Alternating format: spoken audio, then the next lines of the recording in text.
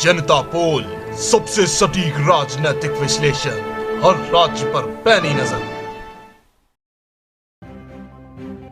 नमस्कार, जनता पोल पर आपका स्वागत है और आप देख रहे हैं राजनीति में मुद्दा बिहार विधानसभा चुनाव 2020 का। और आज हम बात करेंगे कि आखिर बिहार विधानसभा चुनावों को लेकर सट्टा बाजार के ताजा आंकड़े क्या कहते हैं। क्या ओपिनियन पोल से बिल्कुल उलट है सट्टा बाजार के आंकड़े? नीतीश बनाम तेजस्वी के इस सियासी रणयुद्ध में कौन पड़ रहा है भारी? इसी कड़क मुद्दे पर पेश है जनता पोल का राजनीतिक विश्लेषण, अवश्य देखिए। बिहार विधानसभा चुनाव 2020 का सियासी रणयुद्ध इस बार काफी दिलचस्प दिखाई दे रहा है। एक ओर जहां राजनीति की मौसम वैज्ञानिक कहलाने वाली पासवान बंधुओं की लोक जनशक्ति पार्टी इस बार एनडीए से अलग होकर चुनावी मैदान में उतरी है, तो वहीं कांग्रेस, राजद और लेफ्ट का महागठबंधन इस बार दावा कर रहा है कि बिहार में सत्ता परिवर्तन होगा। अलग अलग ओपिनियन पोल्स की बात करें तो लगभग सभी ओपिनियन पोल्स नीतीश और भाजपा के गठबंधन को आगे बता रहे हैं। लेकिन इस सब के बीच अब सट्टा बाजार ने भी अपने सबसे चौंकाने वाले सर्वे के आंकड़े जारी कर दिए हैं। सट्टा बाजार की माने तो इस बार बिहार में भाजपा, जदयू और कांग्रेस, राजद, लेफ्ट के गठबंधनों के बीच बेहद पेचीदा और कांटे का मुकाबला दिखाई दे रहा है।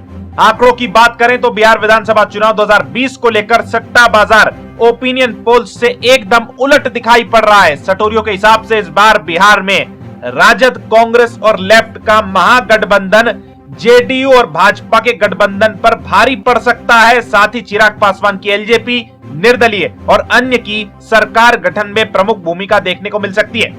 सट्टा बाजार के हिसाब से इस बार बिहार की 243 विधानसभा सीटों में राजद, कांग्रेस और लेफ्ट के महागठबंधन के खाते में 111 से 117 विधानसभा सीटें जा सकती है, जिसमें राजद को 87 से 89, कांग्रेस को 22 से 24 और लेफ्ट को 2 से 4 विधानसभा सीटों पर जीत मिलने की संभावना सट्टा बाजार फिलहाल जता रहा है। तो वहीं दूसरी ओर भाजपा, जदयू के गठबंधन को सट्टा बाजार 102 से 104 विधानसभा सीटों पर आगे दिखा रहा है और करीब 22 से 30 विधानसभा सीटों पर सट्टा बाजार अन्य को आगे बता रहा है, जिसमें एलजेपी, निर्दलीय और दूसरे छोटे दल शामिल रह सकते हैं।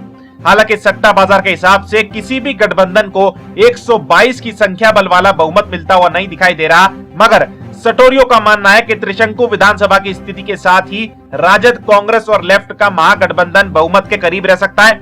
बड़ी बात यह है कि अब तक लगभग सभी ओपिनियन पोल्स ये बता रहे हैं कि बिहार में नीतीश भाजपा का गठबंधन बहुमत प्राप्त करेगा, मगर सट्टा बाजार के आंकड़े इससे एकदम उलट नजर आ रहे हैं, जिसके बाद राज्य में सियासी हलचल बेहद तेज हो गई है। सटोरियों का यह भी कहना है कि किसान, बेरोजगार युवा और मजदूर वर्ग की नाराजगी के साथ ही 15 वर्षों की एंटी इनकम्बेंसी भी नीतीश कुमार के लिए काफी चुनौतीपूर्ण साबित हो रही है।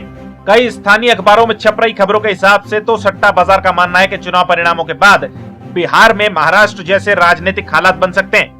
सट्टा बाजार के इन आंकड़ों के सामने आने के बाद एक ओर जहां राजद, कांग्रेस गठबंधन जीत का दावा ठोक रहा है, तो वहीं दूसरी ओर भाजपा, जदयू गठबंधन इसे सिरे से खारिज करते हुए इस बार भी नीतीश के चेहरे के सहारे पूर्ण बहुमत लाने का दावा कर रहा है। हालांकि सट्टा बाजार ने फिलहाल चिराग पासवान की एलजेपी के लिए अलग से तो कोई आंकड़े जारी नहीं किए, लेकिन 22 से 30 विधानसभा सीटें सट्टा बाजार अन्य के खाते में डाल रहा है, जिसमें निर्दलीय, बागी उम्मीदवारों के साथ ही एलजेपी और अन्य छोटे दल शामिल हैं। अगर सट्टा बाजार के हिसाब से इस बार बिहार में त्रिशंकु विधानसभा की स्थिति बनी तो ये वाकई नीतीश कुमार के लिए झटका साबित हो सकता है। चंद महीनों पहले हरियाणा और महाराष्ट्र में जिस तरह के नतीजे सामने आए थे, उससे ये भी साफ कहा जा सकता है कि लोकसभा और विधानसभा के चुनावों में मुद्दे काफी अलग होते हैं। हालांकि सटोरियों के आंकड़े लगातार परिवर्तित भी होते रहते हैं, तो ऐसे में ये देखना वाकई दिलचस्प होगा कि सत्ता की चाबी किसके पास रहती है और 10 नवंबर को बिहार के परिणाम किसके पक्ष में बैठते हैं।